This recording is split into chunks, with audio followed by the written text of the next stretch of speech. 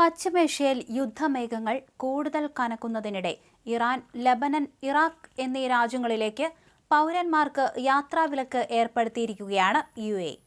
മേഖലയിലെ സുരക്ഷാ സാഹചര്യം അതീവ ഗുരുതരമായി തുടരുന്ന പശ്ചാത്തലത്തിലാണ് UAE വിദേശകാര്യ മന്ത്രാലയത്തിന്റെ അടിയന്തര നടപടി. ഈ രാജ്യങ്ങളിൽ നിലവിലുള്ള UAE പൗരന്മാർ എത്രയും വേഗം സ്വരാജ്യത്തേക്ക് തിരികെ എത്തണമെന്നും മന്ത്രാലയം കർശന നിർദ്ദേശം നൽകി. പൗരന്മാരുടെ സുരക്ഷ ഉറപ്പാക്കുന്നതിനായുള്ള മുൻകരുതൽ നടപടികളുടെ ഭാഗമായിട്ടാണ് ഈ തീരുമാനമെന്ന് അധികൃതർ വ്യക്തമാക്കി. ഇറാൻ, ലബനൻ, ഇറാഖ് എന്നിവിടങ്ങളിൽ തുടരുന്നവർ മന്ത്രാലയത്തിന്റെ പ്രത്യേക ഹെൽപ്പ് ലൈൻ നമ്പറിൽ ബന്ധപ്പെടണം. മേഖലയിലെ സൈനിക നീക്കങ്ങൾ പ്രവചനാതീതമായ സാഹചര്യത്തിൽ പൗരന്മാരെ സുരക്ഷിതമായി തിരിച്ചെത്തിക്കാനുള്ള നടപടികൾക്ക് UAE തുടക്കമിട്ടിട്ടുണ്ട്. അതേസമയം ഇറാന് മേൽ US ഏർപ്പെടുത്തിയ നാവിക ഉപരോധം കൂടുതൽ ശക്തമായി തുടരുമെന്ന് പ്രസിഡന്റ് ഡൊണാൾഡ് ട്രംപ് വ്യക്തമാക്കി. ഉപരോധം ഇറാൻ സമ്പദ് വ്യവസ്ഥയെ പൂർണ്ണമായും തകർക്കുകയാണ്. ഹോർമൂസ് കടലിടുക്കിലെ ഉപരോധത്തിന്റെ ശക്തി അത്ഭുതകരമാണെന്നും പ്ലാൻ ചെയ്തതുപോലെ കാര്യങ്ങൾ മുന്നോട്ടു പോകുന്നുവെന്നും ട്രംപ് അവകാശപ്പെട്ടു. നിലവിൽ ഇറാനെ നേരിട്ട് ആക്രമിക്കാൻ ആലോചിക്കുന്നില്ലെങ്കിലും സമ്മർദ്ദം തുടരുമെന്നാണ് വാഷിംഗ്ടണിന്റെ നിലപാട്. ഇറാനിലെ രാഷ്ട്രീയ നേതൃത്വത്തെക്കുറിച്ചുള്ള ആശയക്കുഴപ്പമാണ് ഇപ്പോൾ ചർച്ചകൾ നേരിടുന്ന പ്രധാന പ്രതിസന്ധിയെന്ന് ട്രംപ് പരിഹസിച്ചു.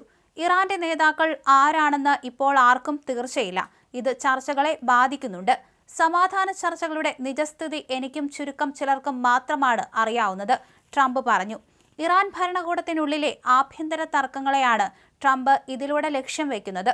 ഹോർമൂസ് കടലിടുക്ക് വഴിയുള്ള ചരക്കുനീക്കം പൂർണ്ണമായും തടസ്സപ്പെട്ടതോടെ ഗൾഫ് രാജ്യങ്ങളെല്ലാം കനത്ത ജാഗ്രതയിലാണ്. UAEയുടെ യാത്രാവിലക്ക് മേഖലയിലെ മറ്റ് രാജ്യങ്ങളെയും സമാനമായ തീരുമാനമെടുക്കാൻ പ്രേരിപ്പിച്ചേക്കും. ഇറാന്റെ തിരിച്ചടി ഭയന്ന് പ്രവാസി സമൂഹവും കടുത്ത ആശങ്കയിലാണ്. വിമാന സർവീസുകളെയും കപ്പൽ ഗതാഗതത്തെയും ഈ തർക്കം ഇതിനോടകം തന്നെ ബാധിച്ചിട്ടുണ്ട്. ഇറാനിലെ എണ്ണ കയറ്റുമതി നിലച്ചതോടെ രാജ്യം സാമ്പത്തികമായി തകർച്ചയുടെ വക്കിലാണെന്നാണ് അമേരിക്കയുടെ വിലയിരുത്തൽ. എന്നാൽ അമേരിക്കൻ ഉപരോധം പരാജയപ്പെടുമെന്നും പശ്ചിമേഷ്യയിൽ നിന്ന് US പിന്മാറണമെന്നാണ് ഇറാന്റെ നിലപാട്.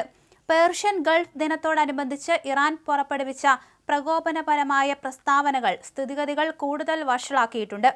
ജർമ്മനി ഉൾപ്പെടെയുള്ള യൂറോപ്യൻ രാജ്യങ്ങളുമായി ട്രംപ് ഉടലെടുത്ത തർക്കവും ഇതിനിടെ ആഗോള ശ്രദ്ധ നേടുന്നു.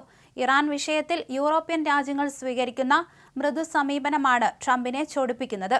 എന്നാൽ സമാധാന ചർച്ചകൾ പൂർണ്ണമായും അവസാനിച്ചിട്ടില്ലെന്നും പിന്നണിയിൽ നീക്കങ്ങൾ നടക്കുന്നുണ്ടെന്നുമാണ് വൈറ്റ് ഹൗസ് നൽകുന്ന സൂചന. ലബനനിലും ഇറാഖിലും നിലനിൽക്കുന്ന അസ്ഥിരമായ രാഷ്ട്രീയ സാഹചര്യവും UAE ഇത്തരമൊരു കടുത്ത തീരുമാനമെടുക്കാൻ പ്രേരിപ്പിച്ചു. ഇറാൻ അനുകൂല സായുധ ഗ്രൂപ്പുകൾ ഈ രാജ്യങ്ങളിൽ സജീവമായതിനാൽ യുദ്ധം പൊട്ടിപ്പുറപ്പെട്ടാൽ ഈ മേഖലകളും വലിയ തോതിൽ ബാധിക്കപ്പെടും. അതുകൊണ്ടാണ് പൗരന്മാരോട് ഉടൻ മടങ്ങാൻ UAE ആവശ്യപ്പെട്ടത്.